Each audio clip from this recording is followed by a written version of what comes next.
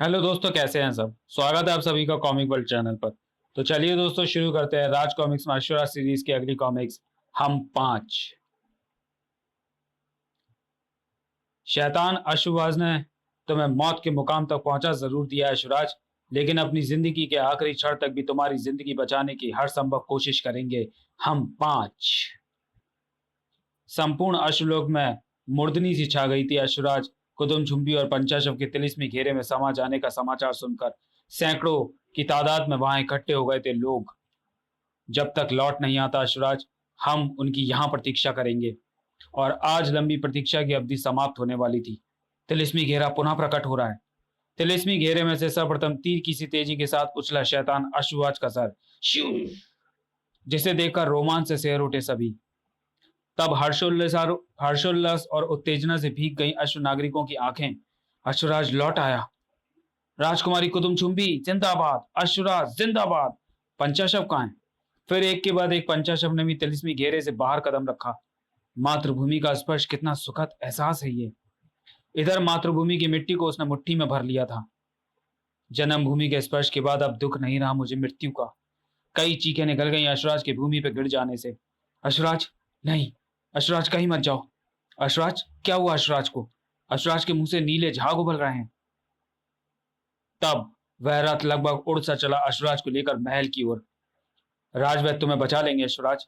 मगर तब तक होश खो चुका था अश्वराज। इधर महल में अश्वराज के लौट आने का समाचार सुनकर जो चमक उभरी थी घोड़ी लेखा की आंखों में, वो अगले ही पल बुझ गई। नहीं, कुछ नहीं हो सकता भैया अश्वराज को। महल के उस कक्ष में प्रत्येक चेहरे पर मौजूद था सन्नाटा।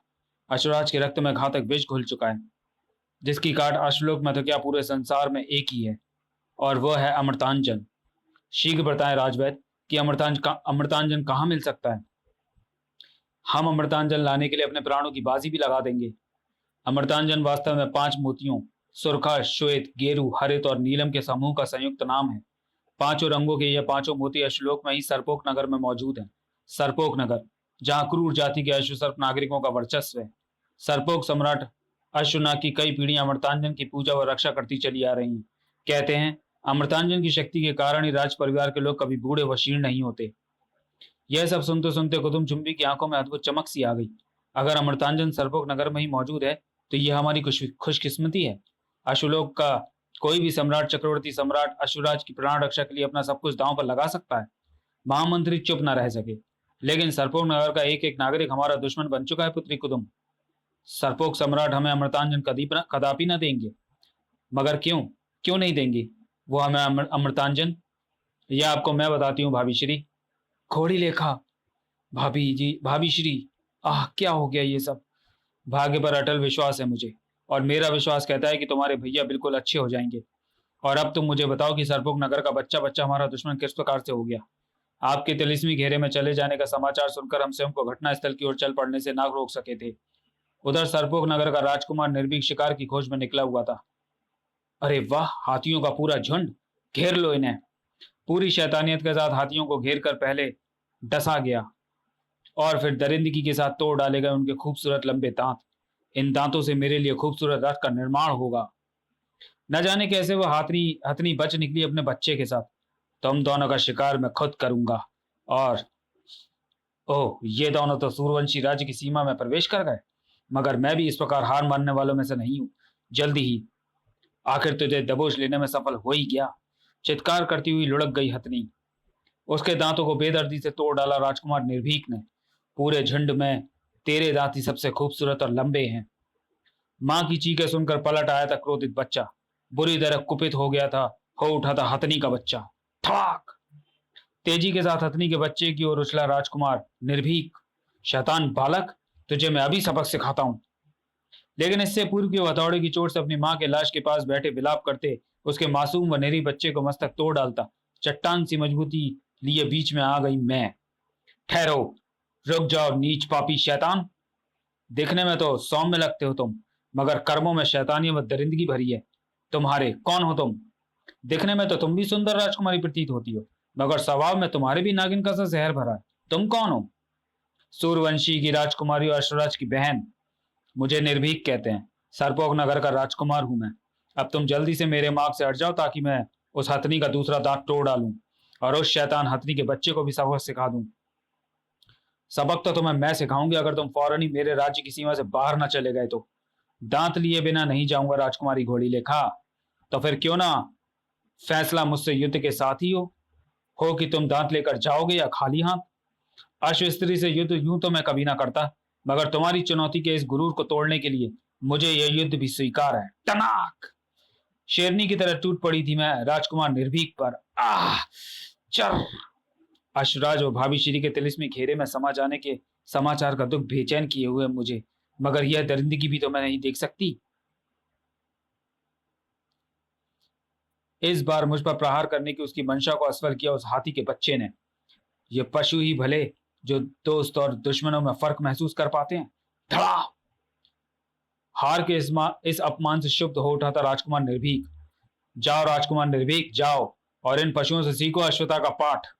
अश्वता, मानवता जैसा एक शब्द। लोमड़ी की तरह घात लगाकर वार करने वाले शत्रुओं को मैं कायर समझती हूँ, और वैसा ही किया था राजकुमार निर्भीक ने। मैं यहां से जरूर जाऊंगा राजकुमारी, लेकिन तुम्हें भी साथ लेकर। तुम्हें अब मेरी दासी बनकर रहना होगा सरपोक नगर में। यह देख मेरी सखियां जो अब तक इस तमाशे को चुपचाप देख रही थी, राजकुमार निर्भीक पर बिल्लियों की मानिंद टूट पड़ी। इस शैतान को हिरासत में ले लेना चाहिए राजकुमारी जी।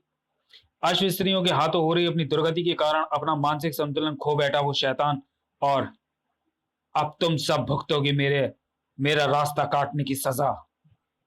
दरिंदगी जघन्य अपराध का रूप ने लगी। खचाक! आ! खून सवार हो गया था उस जुनूनी पर। आ! खचाक! हिस! राजकुमारी! आ! विक्षिप्त हो उठी मैं उसकी वहशियाना हंसी पर। राजकुमारी घोड़ी लेखा, अब तुम मेरे साथ चलोगी, लेकिन तभी। खचाक! ओह! सैनिक मुझे ढूंढते हुए वहां आ पहुंचे थे।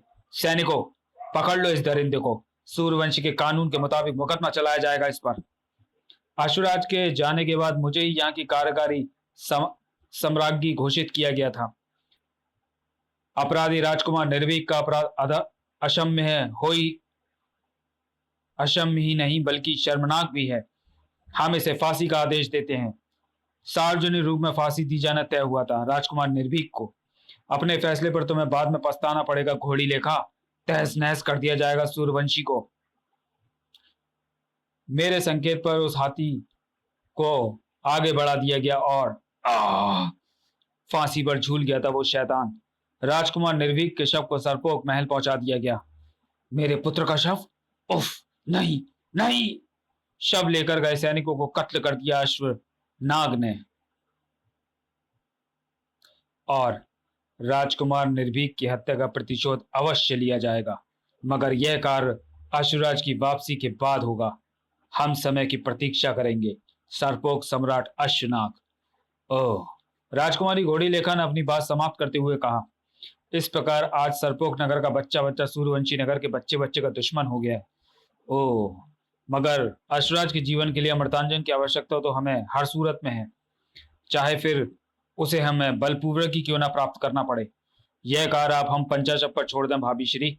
ये प्राण जो अश्वराज की ही सांस के साथ सांस भरते हैं, मगर इनके चलते अश्वराज की सांसों पर संकट आए तो लानत है ऐसे जीवन पर। अमृतांजन प्राप्त करने संबंधी आवश्यक जानकारियां लेकर रक्तांबर, कालाकोर, नीलकंठ, शक्ति और अश्वट निकल पड़े विपरीत दिशाओं में, और आज वह काम उन्हें करना था अश्वमानु के ही रूप में। हम अमृतांजन को हासिल करके ही लौटेंगे अश्वराज। अगर पंचाशव के इन प्रयत्नों के बाद भी अश्वराज को कुछ हो गया तो मैं भी अश्वराज के साथ अग्नि प्रवेश करूंगी। नहीं। तो चलिए दोस्तों, वीडियो को यहीं समाप्त करते हैं और मिलते हैं अश्वराज और हम पांच के दूसरे और अंतिम भाग में अगले वीडियो में। तब तक के लिए धन्यवाद।